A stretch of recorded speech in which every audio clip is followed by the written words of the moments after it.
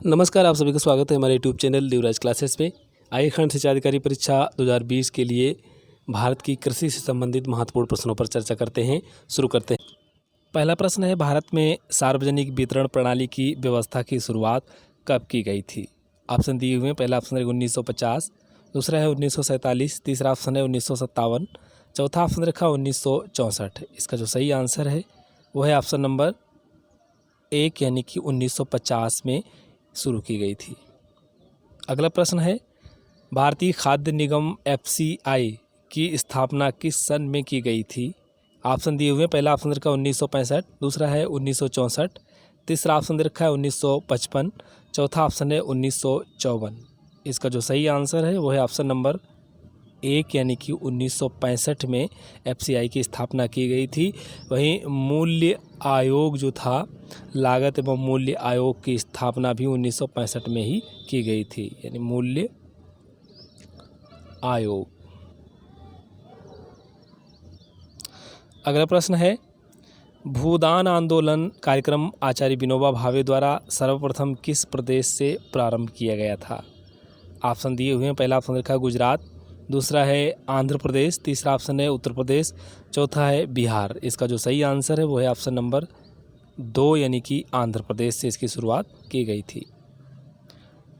अगला प्रश्न है, सरकार कितनी फसलों के लिए न्यूनतम समर्थन मूल्य की घोषणा करती है? ऑप्शन दिए हुए हैं। पहला ऑप्शन रखा है 15, दूसरा है 20, तीसरा है 25, चौथा ऑप्शन है 26। इसका जो सही आंसर है वो है ऑप्शन नंबर 4 यानी कि 26। अगला प्रश्न है, टॉमस मुनरो किस भू राजस्व बंदोबस्त से संबंधित थे? ऑप्शन दिए हुए हैं। पहला ऑप्शन रखा है स्थायी बंदोबस्त, दूसरा है महालवाड़ी बंदोबस्त, तीसरा है रैयतवाड़ी बंदोबस्त, चौथा ऑप्शन दे रखा है उपयुक्त कोई नहीं। इसका जो सही आंसर है वो है ऑप्शन नंबर 3 यानी कि रैयतवाड़ी बंदोबस्त से इनका संबंध था। देखिए, स्थायी बंदोबस्त जो था ये 1793 में चालू किया गया था, शुरू किया गया था लॉर्ड कॉर्नवालिस के द्वारा। Lord Cornwallis.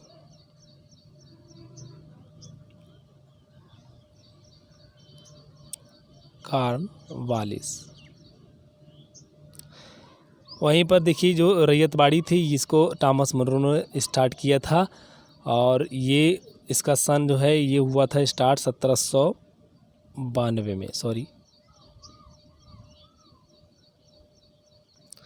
महालवाड़ी जो था ये हुआ था 1833 में मैकेंजी के द्वारा। ये है मैकेंजी, इसको मैकेंजी ने शुरू किया था। आगे बढ़ते अगला प्रश्न है, विश्व खाद्य दिवस मनाया जाता है। ऑप्शन दिए हुए हैं। पहला ऑप्शन रखा 16 अक्टूबर, दूसरा है 24 अक्टूबर, तीसरा है 16 नवंबर, चौथा ऑप्शन रखा है 24 नवंबर। इसका जो सही आंसर है वो है ऑप्शन नंबर 1 यानी कि 16 अक्टूबर को ये मनाया जाता है। अगला प्रश्न है, भारत में जमींदारी भू राजस्व व्यवस्था किसके काल में लागू की गई थी? ऑप्शन दिए हुए हैं। पहला ऑप्शन रखा है विलियम बेंटिक, दूसरा है टॉमस मुनरो, तीसरा ऑप्शन रखा है लॉर्ड कॉर्नवालिस, चौथा ऑप्शन रखा है लॉर्ड कैनिंग। इसका जो सही आंसर है वो है ऑप्शन नंबर 3 यानी कि लॉर्ड कॉर्नवालिस के समय में। ये सन था 1793। आगे बढ़ते अगला प्रश्न है, कृषि वस्तुओं का समर्थन मूल्य क्या है? ऑप्शन दिए हुए हैं। पहला ऑप्शन रखा है सरकार के द्वारा मूल्य में रियायत देना जो बाजार भाव हो, दूसरा है फ्लोर प्राइस जिसके नीचे यह बेचा ना जा सके, तीसरा ऑप्शन रखा वह न्यूनतम मूल्य जिस पर सरकार खरीदने को तैयार हो, चौथा ऑप्शन रखा किसानों को उनकी फसल का सूखा आदि आपदा के समय जो धन दिया जाए। इसका जो सही आंसर है वो है ऑप्शन नंबर 3 यानी कि वह समर्थन मूल्य जिस पर सरकार खरीदने को तैयार हो। आगे बढ़ते अगला प्रश्न है, भारत में कृषि आय की गणना की जाती है। ऑप्शन दिए हुए हैं। पहला ऑप्शन रखा उत्पादन विधि से, दूसरा है आय विधि से, तीसरा है व्यय विधि से, चौथा ऑप्शन रखा पण्य विधि प्रवाह विधि से। इसका जो सही आंसर है वो है ऑप्शन नंबर 1 यानी कि उत्पादन विधि से।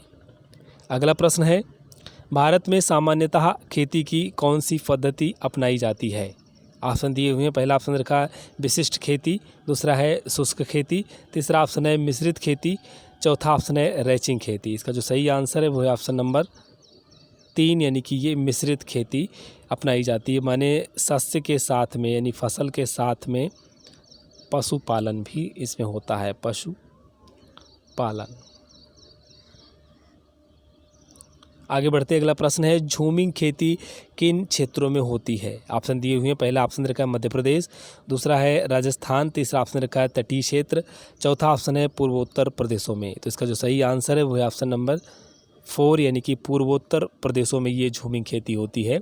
स्थान परिवर्तित होते रहते हैं, एक खेत बना करके जंगल काट करके झाड़ी साफ करके वहाँ पर खेती करते हैं, फिर उसकी उर्वरता समाप्त हो जाने पर दूसरी जगह पर खेती करते हैं। इस तरीके की ये खेती होती है। अगला प्रश्न है, शस्य गहनता कितना प्रतिशत से अधिक होने पर उसे गहन कृषि की उपमा दी जाती है? ऑप्शन दिए हुए हैं, पहला ऑप्शन रखा है 200, दूसरा है 150, तीसरा ऑप्शन रखा है 300, चौथा ऑप्शन है 250। इसका जो सही आंसर है वह है ऑप्शन नंबर 1 यानी कि 200। 200 से अधिक होने पर उसे गहन कृषि की उपमा दी जाती है। अगला प्रश्न है, धारणीय कृषि का अर्थ है? ऑप्शन दिए हुए हैं, पहला ऑप्शन रखा है आत्मनिर्भरता, दूसरा है विश्व व्यापार संगठन के मान के अंतर्गत कृषि तथा आयात कर सकना, तीसरा है भूमि का इस प्रकार प्रयोग कि उसकी गुणवत्ता अक्षुण्ण बनी रहे, चौथा ऑप्शन रखा है कृषि प्रयोग हेतु अप्रयुक्त भूमि को प्रयोग में लाना। इसका जो सही आंसर है वो है ऑप्शन नंबर 3 यानी कि भूमि का इस प्रकार प्रयोग कि उसकी गुणवत्ता जो है अक्षुण्ण बनी रहे। अगला प्रश्न है, स्टॉक फार्मिंग है? ऑप्शन दिए हुए हैं, पहला ऑप्शन रखा है 2 या 3 फसलों को एक साथ उगाना, दूसरा ऑप्शन है पशुओं का प्रजनन, तीसरा है फसल की अदला बदली, चौथा ऑप्शन रखा उपरोक्त में से कोई नहीं। इसका जो सही आंसर है वो है ऑप्शन नंबर 2 यानी कि ये पशुओं के प्रजनन से संबंधित है। अगला प्रश्न है, निम्नलिखित में से कौन सी संस्था कृषि तथा संबंधित क्षेत्रों को सर्वाधिक साख प्रदान करती है? ऑप्शन दिए हुए हैं, पहला ऑप्शन रखा है सहकारी बैंक, दूसरा है क्षेत्रीय ग्रामीण बैंक, तीसरा ऑप्शन रखा वाणिज्यिक बैंक, चौथा ऑप्शन है संयुक्त रूप से सहकारी तथा क्षेत्रीय ग्रामीण बैंक। इसका जो सही आंसर है वो है ऑप्शन नंबर 3 यानी कि वाणिज्यिक बैंक। अगला प्रश्न है, विटीकल्चर से निम्नलिखित में से कौन एक उत्पादित होता है? विटीकल्चर। ऑप्शन दिए हुए हैं, पहला ऑप्शन रखा है सिल्क, दूसरा है केंचुए, तीसरा है शहद, चौथा ऑप्शन रखा है अंगूर। इसका जो सही आंसर है वो है ऑप्शन नंबर 4 यानी कि अंगूर। अगला प्रश्न है, मिश्रित खेती की प्रमुख विशेषता है? ऑप्शन दिए हुए हैं, पहला ऑप्शन रखा है नकदी और खाद्य दोनों शस्यों की एक साथ खेती, दूसरा है 2 या 2 से अधिक शस्यों को एक ही खेत में उगाना, तीसरा ऑप्शन रखा पशुपालन और शस्य उत्पादन को एक साथ करना, चौथा ऑप्शन रखा है उपयुक्त में से कोई नहीं। इसका जो सही आंसर है वो है ऑप्शन नंबर 3 यानी कि पशुपालन और शस्य उत्पादन को एक साथ करना। आगे बढ़ते हैं, अगला प्रश्न है, भारत में शुरू की गई स्वाभिमान योजना किससे संबंधित है? ऑप्शन दिए हुए हैं, पहला ऑप्शन रखा ग्रामीण महिला अधिकारों से, दूसरा है ग्रामीण वृद्ध जनों की देखभाल से, तीसरा ऑप्शन है ग्रामीण बैंकिंग से, चौथा ऑप्शन रखा ग्रामीण खाद्य सुरक्षा से। इसका जो सही आंसर है वो है ऑप्शन नंबर 3 यानी कि ग्रामीण बैंकिंग से। अगला प्रश्न है, प्रच्छन्न बेरोजगारी का सामान्यतः अर्थ होता है कि लोग बड़ी संख्या में बेरोजगार रहते हैं, दूसरा ऑप्शन रखा है वैकल्पिक रोजगार उपलब्ध नहीं है, तीसरा है श्रमिक की सीमांत उत्पादकता शून्य है, चौथा ऑप्शन रखा है श्रमिकों की उत्पादकता नीची है।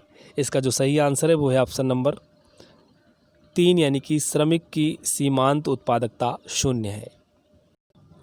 अगला प्रश्न है, 1 हेक्टेयर बराबर कितना एकड़ होता है? ऑप्शन दिए हुए हैं, पहला ऑप्शन रखा है 2.47 एकड़, दूसरा है 2.37 एकड़, तीसरा ऑप्शन रखा है 2.57 एकड़, चौथा ऑप्शन है 2.67 एकड़। इसका जो सही आंसर है वो है ऑप्शन नंबर 1 यानी कि 2.47 एकड़। अगला प्रश्न है, एंटीसोल है?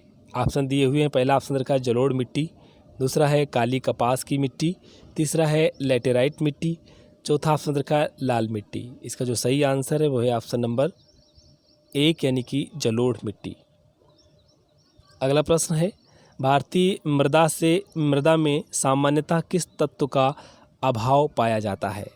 ऑप्शन दिए हुए हैं, पहला ऑप्शन रखा है कैल्शियम, दूसरा है सल्फर, तीसरा है पोटेशियम, चौथा ऑप्शन रखा है नाइट्रोजन। इसका जो सही आंसर है वो है ऑप्शन नंबर 4 यानी कि नाइट्रोजन। अगला प्रश्न है, भारतीय मृदाओं में जिस सूक्ष्म तत्व की सर्वाधिक कमी है वह है? ऑप्शन दिए हुए हैं, पहला ऑप्शन रखा है तांबा, दूसरा है लोहा, तीसरा ऑप्शन रखा है मैग्नीज, चौथा ऑप्शन रखा है जस्ता। इसका जो सही आंसर है वो है ऑप्शन नंबर 4 यानी कि जस्ता। जस्ते की बहुत कमी होती है। अगला प्रश्न है, क्षारीय मृदा सुधारक है? ऑप्शन दिए हुए हैं, पहला ऑप्शन रखा है अमोनियम सल्फेट, दूसरा है जिप्सम, तीसरा है बिना बुझा चूना, चौथा ऑप्शन रखा है DAP। इसका जो सही आंसर है वो है ऑप्शन नंबर 2 यानी कि जिप्सम। अगला प्रश्न है, हरा सोना तथा झूठा सोना क्रमशः किसकी उपमा प्रदान की गई है? ऑप्शन दिए हुए हैं, पहला ऑप्शन रखा है चना तथा मटर, दूसरा है कोकोआ तथा एवोकेडो, तीसरा ऑप्शन रखा है अफीम तथा पायराइट्स, चौथा ऑप्शन रखा है टीक एवं साल वृक्ष। इसका जो सही आंसर है वो है ऑप्शन नंबर 3 यानी कि अफीम तथा पायराइट्स को हरा सोना तथा झूठा सोना कहा गया है। तो आज की वीडियो में इतना ही। धन्यवाद।